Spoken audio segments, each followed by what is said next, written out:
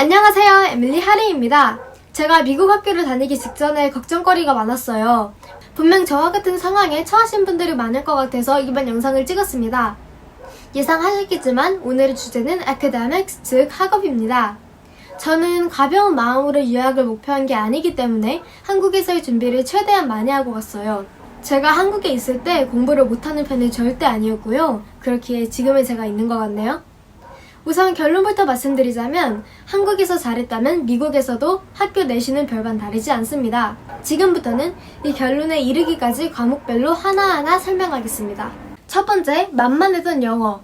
소신 발언을 하자면 전 영어가 정말 만만했습니다. 한국에서만 영어를 몇 년을 했는데 당연한 결과기도 하죠.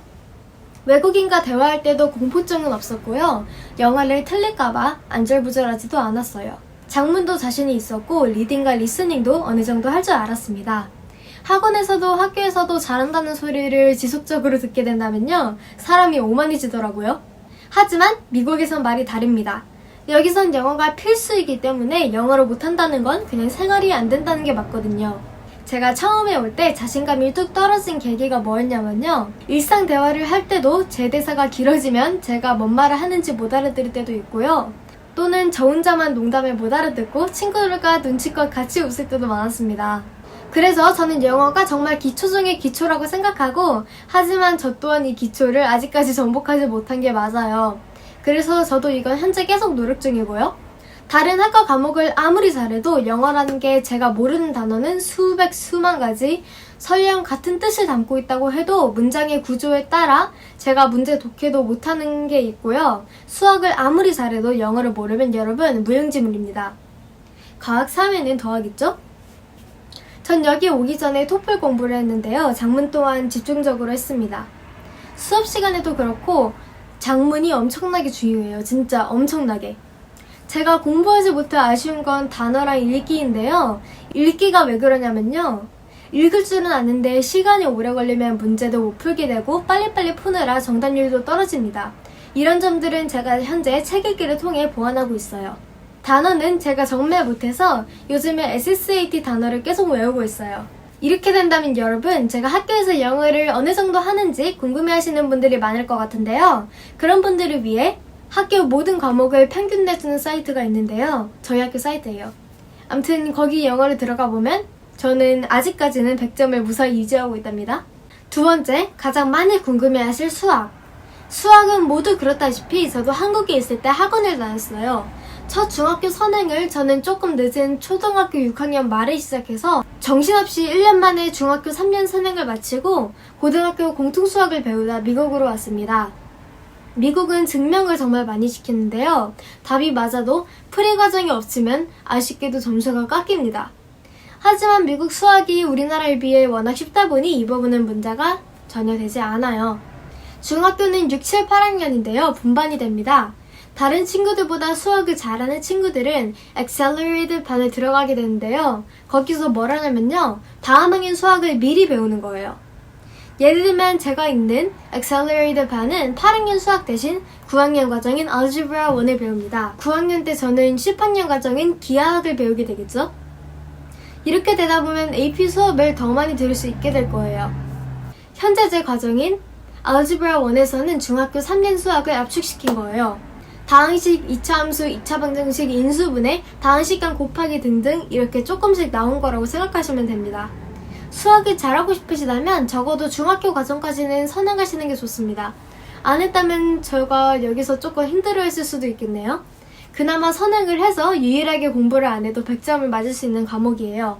지금까지의 점수를 모두 합해 평균을 내본 결과 다행히 100점을 유지 중이네요. 세 번째, 사회. 전 별도의 사회 공부를 미리 하고 오지 않았습니다. 하지만 했다면 이해가 조금 더 쉬웠을 수도 있겠네요. 현재 전 학교에서 노트를 받아 적은 정보로 시험 준비를 하고 있습니다. 하지만 벼락치기 절대 안 먹히니 주의하시고요. 보통 시험 일주일 전에 알려주시는데 공부하라고 알려주시는 겁니다. 그때부터 학교 끝나고 주말에 계속 공부하신다면 좋은 점수를 받으실 수 있어요. 벼락치기 진짜 하지 마세요. 안 먹혀요. 제가 해봤어요. 사회는 디테일 싸움이라서 정말 많이 몽땅 다 외우는 게 포인트입니다. 사회의 리딩이 또한 정말 많이 필요해요. 주관식 문항도 많고요. 에세이 하나를 읽고 그거에 대한 답을 주관식으로 쓰는 활동이 정말 빈번합니다. 네 번째, 헷갈리는 과학. 과학 동안 학년별로 배우는 게 다르고 실력에 따라 수학처럼 분반됩니다. 저도 과학 엑셀러레이드 반이라서 한 학년 위인 고등학교 과정을 배우고 있어요. 미국 가기 전에 전 중학교 화학, 물리를 학원에서 모두 끝냈습니다. 근데 사실 과학은 한 영역을 깊게 1년 동안 팔기 때문에 지금은 생물을 배우지만 화학이나 물리는 내년에 배울 걸 알기 때문에 저는 후회는 없습니다. 공부법은 약간 어려운데요. 과학 노트를 받아줬고 일주일 전부터 계속 외우는 거? 사회에선 통하지만 과학에선 통하지 않습니다.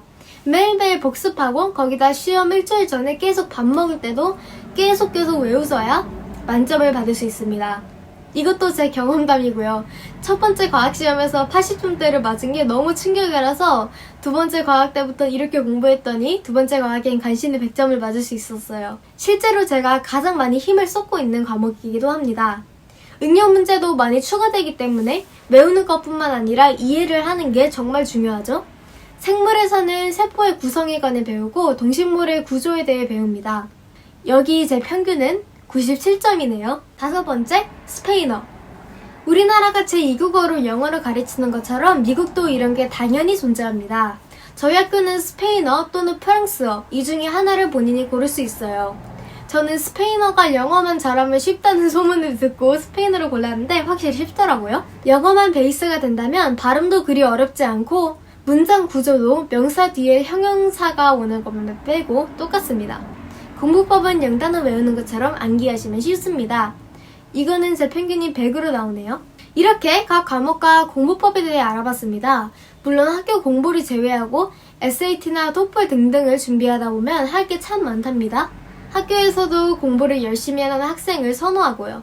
저희 학교는 모든 과목 평균을 내서 그 평균이 95점 이상의 학생들만 들어갈 수 있는 클럽도 있습니다. 저도 이번에 들어가게 돼서 기분이 참 좋지만요. 이게 제가 그 클럽에 들어갔다는 증표입니다. 뿌듯해요. 어쨌든 이번 영상이 마음에 드셨길 바라며 이번 영상을 끝내겠습니다. 감사합니다.